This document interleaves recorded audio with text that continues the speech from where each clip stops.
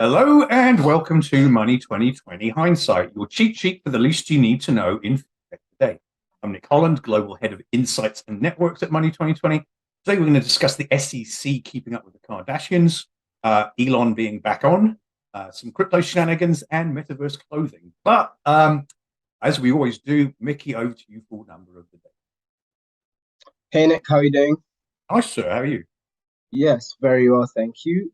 So today my number of the day is 1.3 million. I think I know what this is about. Yes, it's Kim Kardashian's total payout, or the payout she has had to make to the SEC as a result of some unlawful touting of cryptocurrency, aka Yeah. the security.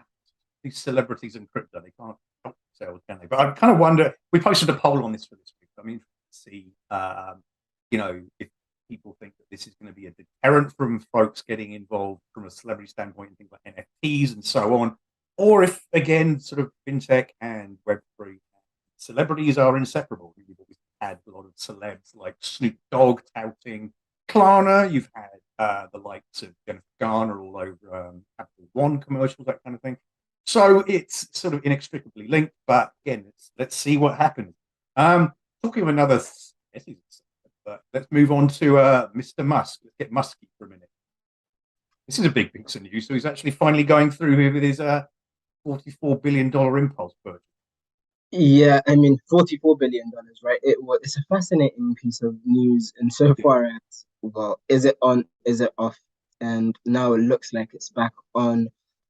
And I guess there's a lot of speculation around as to why this is happening. And I'm sure you've been following this news as well. Yeah, I mean, it's got huge implications. He finally seems to be capitulating, but is he really? Well, to say the least, Everett. But Yeah, it had some fairly significant implications, obviously, for Twitter and for social media and all. and also probably for fintech too, right? Absolutely. He said Yeah. that he's acquiring it because it's going to be an accelerant to X. This first time we've heard of this, but X is this everything app that he says probably we might see some Dogecoin as the native currency of X. So there we go. Yeah. Okay, I'll believe it when I see it. We'll move on to other crypto shenanigans later on. But first of all, let's do a quick focus on some funding rounds. So let's go first of all with Tidal. So Tidal is Tidal Cyber is a Washington D.C. based threat informed defense technology company. They raised $4 million in funding. It's come from Ultratech Capital Partners with Access Venture Partners, TFX, PIPC, and so on and so forth. So congratulations on that, Tidal Cyber. Next one up is Eclipsium, and Eclipsium is a firmware and hardware security firm. They've raised 25 million in Series B funding, headed by 1011 Ventures. Others in the round would include suspects like Global Brains KDDI Open Innovation Fund, Andreessen Horowitz, J Ventures, Madrona Venture Group, and so on.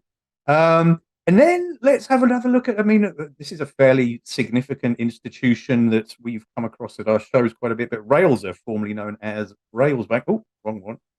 This guy, Railser. Yeah, Railser has apparently made an Yeah, embedded finance. Yeah, I've messed this one up a little bit. Railser, an embedded finance fintech, Railsbank raised 46 million in Series C funding. Comes 4 months after the company rebranded to Railser. So it's made up 26 million of equity and 20 millions of debt. So again, congratulations on Railser, formerly Railsbank. All right, let's move on to some crypto shenanigans because there's a lot going on in that space. So I think first of all, let's go with go with Do Kwon first. Do Kwon again is the elusive character behind sort of a lot of Interpol activity the last few weeks. He's now actually just been apparently fined. So, Mickey, tell me about that if you would. Yeah, so prosecutors in South Korea have frozen 52, 56 billion worth of won, which is around $40 million of crypto assets belonging to Do Kwon. I find it so fascinating because well, could you not have done this a while ago if you've been searching for this guy and the issues around fraud and all of that, but maybe there is a process to be followed. It does seem a bit Keystone Cops-ish, right? I mean, this is, definitely, as they said, this is what I think Interpol's using at the moment. Is a Where's Do Kwon book. So they're trying to find him. So, yeah, it just seems to be sort of a saga of ineptitude. I kind of feel bad for him in some respects. I mean, he said, I don't get the motivation behind spreading this falsehood, muscle flexing, but to what end? What he tweeted yesterday in response to CoinDesk's story about the News One report. Once again, I don't even use KuCoin and OKEX, have no time for trade.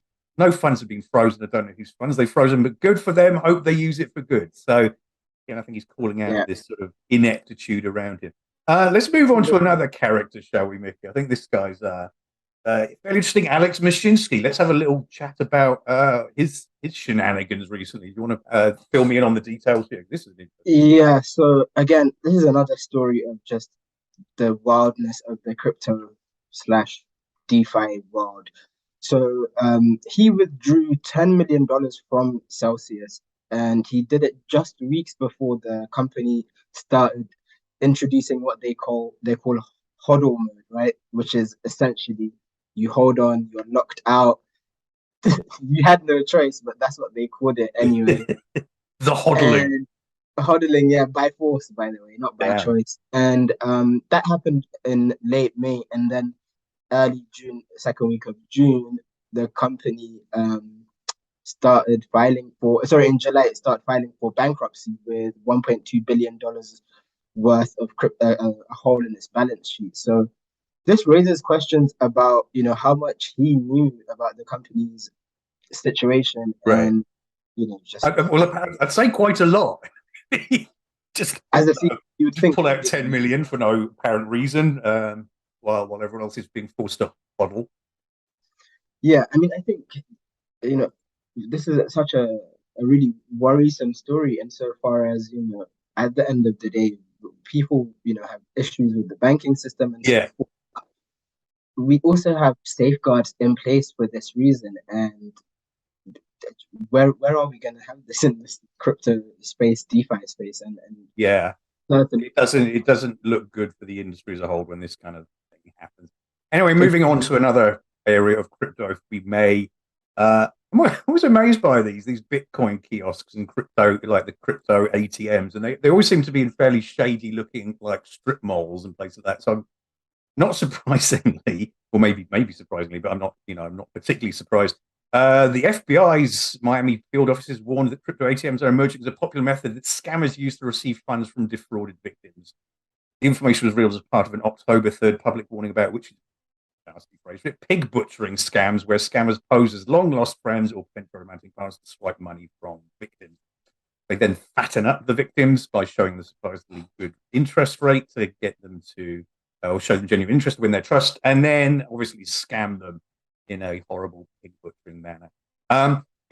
Similar news as well. Obviously, this is happening in Miami, but apparently Bitcoin ATMs experienced their first dip in the history of the device, with the number falling to 37, around about 38,000 compared to nearly 39,000 in August. So they've dropped 2%.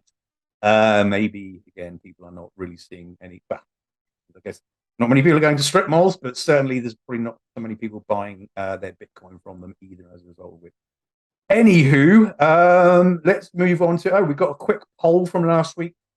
We asked as we did last week, according to Security Week, the SEC said that Morgan Stanley Smith Barney wealth management business was fined $35 million for its extensive failures over a period of 5 years.